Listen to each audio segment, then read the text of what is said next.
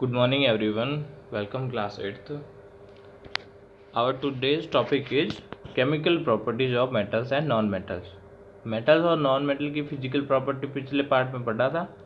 इस पार्ट के अंदर केमिकल प्रॉपर्टीज पढ़ते हैं. केमिकल प्रॉपर्टी का मतलब दूसरे सब्सटेंसेस के साथ में उसका रिएक्शन कैसा होगा जब उसको ऑक्सीजन से रिएक्ट कराएंगे मेटल को और नॉन मेटल को दोनों को, और मेटल और नॉन मेटल दोनों को बेसिक के साथ, एसिड के साथ में, वाटर के साथ में, मेटल का नॉन मेटल के साथ में, मेटल का मेटल के साथ में. तो इस तरह से रिएक्शन कराने से क्या मिलेगा. ठीक है, देखो. तो जब मेटल को ऑक्सीजन के साथ में रिएक्ट कराते हैं तो सबसे पहला एग्जांपल आता है रस्टिंग ऑफ आयरन. आयरन का रस्ट हो जाना, आयरन के ऊपर, लोहे के ऊपर जंग लगना. ठीक है, रस्ट लग जाती है आयरन के ऊपर. और दूसरा example burning of a magnesium ribbon in air. Air की प्रेजेंस के अंदर जब ऑक्सीजन के साथ में रिएक्ट करता है मैग्नीशियम को जलाते हैं तो ऑक्सीजन की वजह से ही जलता है. मतलब मैग्नीशियम क्या कर रहा है, ऑक्सीजन से रिएक्ट कर रहा है तो मैग्नीशियम ऑक्साइड बनाएगा. तो इस तरह से ये दोनों जो एग्जाम्पल है वो ऑक्साइड फॉर्मेशन के एग्जाम्पल है. ऑक्सीजन से जब मेटल रिएक्ट करती है तो वो मैग्नीशियम मेटल के ऑक्साइड बनाती है. याद रखना, जब हम किसी भी मेटल का, पहली रिएक्शन ये हो गई, मेटल को ऑक्सीजन से रिएक्ट कराते हैं तो मेटल ऑक्साइड बनता है. क्या बनता है? Metal oxide. जैसे हम आयरन को इससे करवाएंगे तो पहले रिएक्शन में बनेगा Fe2O3, ये आयरन ऑक्साइड है. दूसरी जब सेकेंड रिएक्शन की बात करें तो इसका प्रोडक्ट मैग्नीशियम Mg2O3. ठीक है, ये बन जाएगा मैग्नीशियम MgO बन जाएगा, सॉरी, इसके अंदर सेकेंड के अंदर MgO बन जाएगा, मैग्नीशियम ऑक्साइड. ओके, इसको अभी स्किप कर लेते हैं. आपको बताइए रेड लिटमस पेपर क्या करता है और ब्लू लिटमस पेपर क्या करता है. जब किसी सब्सटेंस को चेक करते हैं अगर लिटमस पेपर से, तो अगर रेड में कन्वर्ट हो जाता है तो रेड का मतलब वो सब्सटेंस क्या है, एसिड है. इसके अंदर जिसको चेक कर रहे हैं लिटमस पेपर से, तो अगर रेड में कन्वर्ट हो गया लिटमस पेपर तो इसका मतलब वो सब्सटेंस रेड होगा, और आई मीन एसिडिक होगा. और अगर ब्लू में कन्वर्ट हो जाता है तो वो बेसिक होगा. रेड का मतलब खतरा, एसिड का मतलब वो क्या होता है, खतरा, तो इसलिए वो एसिड हो जाता है. ठीक है, देखो, when copper vessel is expose to air. सबसे पहले इसकी बात पढ़ लेते हैं क्या बोल रही है. Does copper also get rusted. क्या कॉपर भी रस्टेड हो जाता है जब इसको हवा के अंदर रखते हैं. I have seen a greenish deposit on the surface of copper vessel. तांबे के जो बर्तन होते हैं उसके ऊपर भी ग्रीन कलर की जो लेयर है वो जम जाती है. तो देखते हैं क्या होता है जब उसको एयर के अंदर रखते हैं काफ़ी लंबे टाइम तक. Acquire a dull green coating. ये ग्रीन कोटिंग होती किसकी है, green material is a mixture of copper hydroxide. ये बेसिक के साथ में रिएक्ट करके and copper carbonate, copper hydroxide और कॉपर कार्बोनेट से मिलकर बनी हुई होती है. ठीक है, और उससे क्या बनता है, कॉपर हाइड्रोक्साइड और कॉपर कार्बोनेट. यही होता है ग्रीन कलर का सब्सटेंस. नेक्स्ट आ जाओ. मैग्नीशियम रिबन की जो भी है उससे क्या बनता है, जो मैग्नीशियम ऑक्साइड बनता है वो बेसिक होता है या फिर एसिडिक होता है. इसकी जो प्रॉपर्टीज जांच करने के लिए अपन लिटमस पेपर के साथ में जब रिएक्ट करवाते हैं तो वो कैसा निकलता है, ब्लू कलर का. जब किसी मेटल से मेटल ऑक्साइड बनता है तो मेटल ऑक्साइड हमेशा ही बेसिक होता है. ठीक है, कैसा होता है, बेसिक. जब नॉन मेटल का रिएक्शन करवाते हैं ऑक्सीजन के साथ में, जैसे सल्फर का रिएक्शन करवाएंगे ऑक्सीजन के साथ में तो सल्फ्यूरिक एसिड बनता है. ठीक है, तो जो सल्फ्यूरिक एसिड है वो सल्फ्यूरिक एसिड क्या होता है, एसिडिक होता है. हमेशा नॉन मेटल के साथ में जब ऑक्सीजन रिएक्ट करेगा तो नॉन मेटेलिक ऑक्साइड बनाएगा। तो ये जो नॉन मेटेलिक ऑक्साइड होगा वो एसिडिक होगा, ठीक है। जब इसको लिटमस पेपर से चेक करेंगे तो लिटमस पेपर हमेशा ही रेड में कन्वर्ट हो जाएगा, लेकिन मेटल ऑक्साइड से, मेटल के रिएक्शन से बनने वाला जो मेटल ऑक्साइड है, तो वो मेटल ऑक्साइड हमेशा लिटमस पेपर को ब्लू कलर में कन्वर्ट कर देगा। इसका मतलब मेटल ऑक्साइड, किसी मेटल से ऑक्सीजन के रिएक्शन से बनने वाला ऑक्साइड हमेशा बेसिक होता है नेचर में, ठीक है। ऑक्सीजन, इसके अंदर कोई कंफ्यूजन नहीं होना चाहिए बच्चों को। चलो जी, कुछ और एग्जांपल देख सकते हैं। कैल्शियम हाइड्रोक्साइड हो गया, सोडियम हाइड्रोक्साइड हो गया NaOH, ठीक है। इसके अंदर क्या है, मेटल, सोडियम है। पोटेशियम हाइड्रोक्साइड हो गया, पोटेशियम हो गया, ठीक है। इस तरह से यहाँ पे भी देख सकते हैं। Sulphuric acid, nitric acid, HNO3, इसमें जो नाइट्रोजन और ऑक्सीजन है वो दोनों ही क्या है, नॉन मेटल है। ओके, चलो जी यहाँ से पढ़ते हैं। Name of product form in the reaction of sulphur and oxygen is sulphur dioxide gas. Sulphur और ऑक्सीजन के रिएक्शन से बनती है क्या, सल्फर डाइऑक्साइड।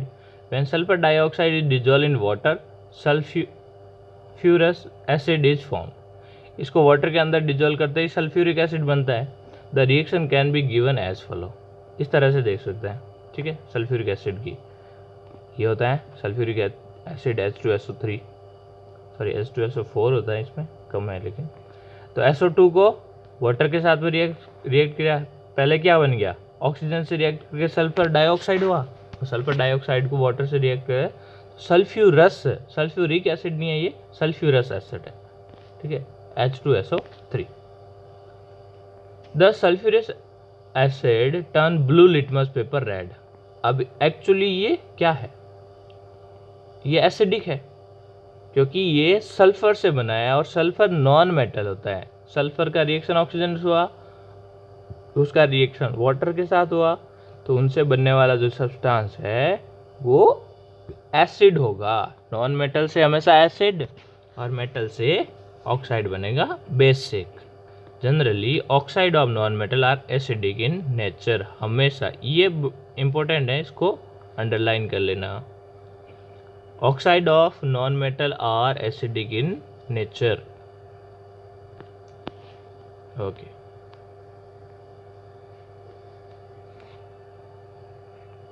ओके, इसको नहीं देखते भी। अब देखते हैं रिएक्शन विथ वाटर। वाटर के साथ रिएक्शन होने से क्या होगा, मेटल और नॉन मेटल का। सबसे पहले वाटर के साथ रिएक्शन आते ही सोडियम का नाम आता है, क्योंकि सोडियम वाटर के साथ हाईली रिएक्टिव होता है। It can react विग्रेसली with oxygen and water both. बहुत ही तेजी से जब उसको एयर के अंदर या वाटर के अंदर रखा जाता है तो उसके अंदर एक्सप्लोड होता है, जैसे बॉम्ब फटता है वैसे ही ये आग पकड़ लेता है। Lot of heat is generated. अगर उसके आसपास कुछ लोग खड़े होते तो आसपास में बहुत चोट लगने के चांसेस रहते हैं, ठीक है। लेबोरेटरी में किया है हमने, तो उसमें इस तरह से बहुत ज़्यादा एक्सप्लोजन होता है। और इस वजह से इसको किस में स्टोर करके रखा जाता है, केरोसिन के अंदर स्टोर करके रखा जाता है इसको, सोडियम को, ठीक है। और सोडियम मेटल है। एक्टिविटी को भी इसका स्किप करते हैं, ये सोडियम के रिएक्शन की थी। तो sodium react विग्रेसली with water. Sodium water के साथ बहुत ही तेजी के साथ में रिएक्ट करता है। Some other metal do not so, लेकिन दूसरे मेटल इतनी तेजी से नहीं करते हैं। फॉर एग्जांपल आयरन को अब वाटर के साथ में रिएक्ट करवाएंगे, धीरे धीरे रिएक्ट करेगा। और अगर नॉन मेटल की बात करें तो do not react with water, water के साथ में रिएक्ट करते ही नहीं है। They may be very reactive in air, लेकिन हवा के साथ में, एयर के साथ में वो बहुत ही रिएक्टिव हो सकते हैं। जैसे बहुत ही अच्छा एग्जांपल है, याद रखना सभी बच्चे, ये फॉस्फोरस का एग्जांपल है। ये जो फॉस्फोरस होता है ये है एक नॉन मेटल, जब इसको एयर के अंदर लाया जाता है ये नॉन मेटल, तो वो कैचेज फायर। ये बहुत ही ज़्यादा रिएक्टिव होता है एयर के अंदर, एयर की प्रेजेंस में वो आसानी से आग पकड़ लेता है। तो इसको आग पकड़ने से बचाने के लिए फॉस्फोरस को वाटर के अंदर रखा जाता है स्टोर करके। लेकिन जो मेटल है सोडियम, उसको इसको स्टोर करते हैं अपन केरोसिन के अंदर, ठीक है, केरोसिन के अंदर, और इसको करते हैं वाटर के अंदर। अब देखते हैं रिएक्शन विथ एसिड कैसा बिहेव करते हैं ये मेटल और नॉन मेटल जब उनको एसिड के साथ में रिएक्ट कराते हैं। तो उनसे गैसेस वगैरह निकलती है।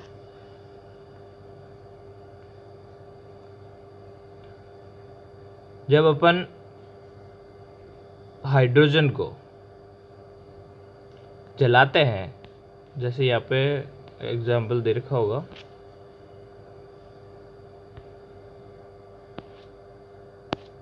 चलो पढ़ते हैं इसको।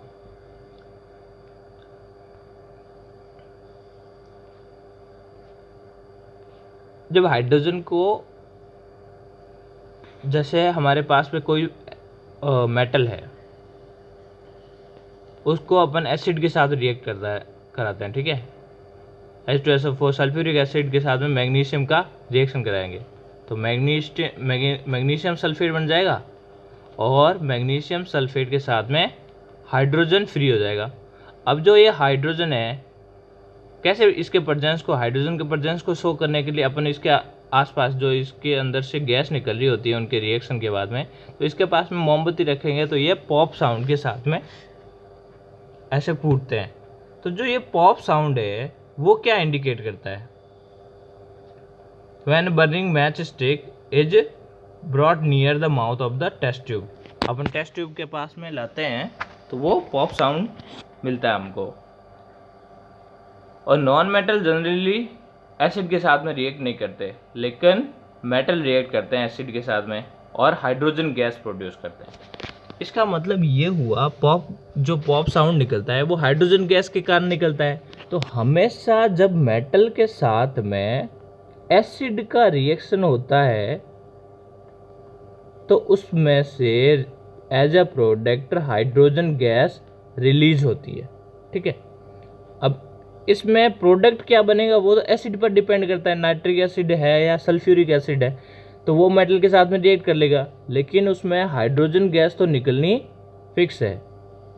तो हमेशा रिएक्शन में आपको ये याद रखना है, जब मेटल को, नॉन मेटल तो एसिड के साथ में रिएक्ट करते नहीं है, लेकिन मेटल को हमेशा एसिड के साथ में रिएक्ट करेंगे तो उसमें हाइड्रोजन गैस बाहर निकलेगी, ठीक है, हाइड्रोजन गैस निकलेगी। जब बेस के साथ में रिएक्ट कराते हैं तो क्या होगा? जब बेस के साथ में रिएक्ट करेंगे तो क्या होगा? Metal react with sodium hydroxide. ये सोडियम हाइड्रोक्साइड बेसिक होता है और उसके साथ में ये हाइड्रोजन गैस प्रोड्यूस करता है। Non metal with base are complex, लेकिन जो इनका नॉन मेटल का है वो बहुत ही कॉम्प्लेक्स होता है, कॉम्प्लिकेटेड। उसके अंदर उसमें क्या गैस निकलती कुछ पता नहीं चलता, लेकिन एसिड और बेस के साथ में, दोनों के साथ में रिएक्ट करके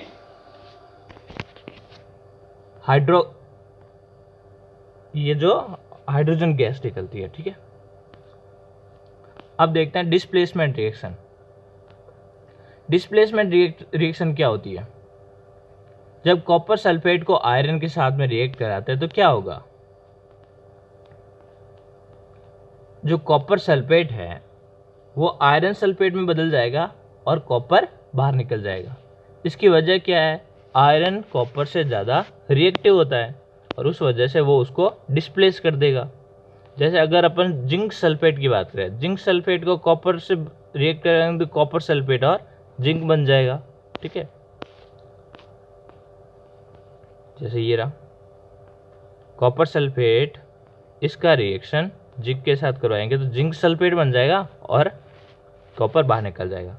अब कैसे हुआ इसमें डिस्प्लेसमेंट? देखो, कॉपर सल्फेट था, इसका जिंक से करवाया, ये जो कॉपर है वो बाहर निकल जाएगा और इसकी जगह क्या आ गया? जिंक आ गया, मतलब जिंक ने कॉपर को डिस्प्लेस कर दिया। कॉपर और जिंक दोनों क्या है, मेटल है, ठीक है। ये है सल्फेट। तो ये मेटल जो हाईली रिएक्टिव मेटल होता है वो लो रिएक्टिव मेटल को क्या कर देते हैं, डिस्प्लेस कर देते हैं। तो इससे बनेगा ZnSO4 plus Cu। Okay, zinc sulphate और कॉपर बन जाएगा। ये हुई डिस्प्लेसमेंट रिएक्शन, जिसमें हाईली रिएक्टिव लो रिएक्टिव को डिस्प्लेस कर देते हैं। इसमें रिएक्टिविटी की जो टेबल है वो तो नहीं दे रखी, नेक्स्ट क्लास में पढ़ोगे तुम लोग। ओके, रूल क्या है यहाँ पे, जिंक जो अभी जो रिएक्शन हुई जिंक के साथ में कॉपर सल्फेट के, तो zinc is more reactive than copper and iron. A form reactive metal can replace a less reactive metal, but a less reactive cannot replace a more reactive metal। जो ज़्यादा reactive होगा, अगर ये आपको ये बोलता है कि जिंक सल्फेट था पहले से ही, उसके बाद में उसको कॉपर के साथ में रिएक्ट कराओ, तो कॉपर सल्फेट से वापस से जिंक सल्फेट से कॉपर सल्फेट नहीं बन सकता, ये प्रोडक्ट नहीं बन सकता, क्योंकि जिंक ज़्यादा रिएक्टिव होता है। Okay, sequence of metal now. अब इनके मेटल्स और नॉन मेटल्स के यूजेस देख लेते हैं, क्या क्या यूजेस हैं इनके, कहाँ यूज होते हैं ये। You should be able to guess why metal are use in making machinery, automobiles, aeroplanes, train, satellite, industrial gadget, cooking utensil, water boilers, इन सभी के अंदर इसका भरपूर यूज होता है मेटल्स का। You are also familiar with the uses some non metals. Here are some interesting one, कुछ इंटरेस्टिंग है जो उनके बारे में देखते हैं, पर कहाँ है, चलो जी देखते हैं। पहला एक minute. Non metal is essential for our life which all living beings inhale during breathing. Non metal में ऑक्सीजन आता है और जो हमारी जिंदगी के लिए सबसे ज़्यादा इंपॉर्टेंट होता है। दूसरा, non metal use in fertilisers to enhance the growth of plants. Sulphur वगैरह, फॉस्फोरस वगैरह का use as a fertiliser use किया जाता है, ठीक है, फर्टिलाइजर बनाने के लिए, जो प्लांट्स की ग्रोथ को बढ़ाता है। Non metal use in water purification process. Water को प्योर करने में नॉन मेटल का यूज होता है। Non metal use in the purple coloured solution which is applied on wounds as an antiseptic. इसको एंटीसेप्टिक बनाने में भी नॉन मेटल का यूज किया जाता है। एंटीसेप्टिक क्या होता है, घाव के ऊपर जो कीड़े जम्स वगैरह होता है उसको हटाने का, उनको किल करने का वर्क करता है। नॉन मेटल यूज इन क्रैकर्स। जो फॉस्फोरस है आसानी से आग पकड़ लेता है, उसको दूसरे मेटल के साथ में मिक्स करके, नॉन मेटल के साथ में मिक्स करके उससे क्रैकर्स, पटाखे बनाए जाते हैं। क्रैकर समझते हैं सभी, दिवाली के ऊपर जो जलाए जाते हैं पटाखे, वो। और भी कई अपन एग्जाम्पल देख सकते हैं। अब ये लड़की क्या कहती है, I heard that magnesium is found in plant, in what form is it form in them. अब मैग्नीशियम कहाँ पाया जाता है, प्लांट्स के अंदर भी होता है। अब उसके अंदर किस फॉर्म में होगा, तो उसका फॉर्म चेंज होगा, ठीक है। तो यहाँ पे ये खत्म हो गया।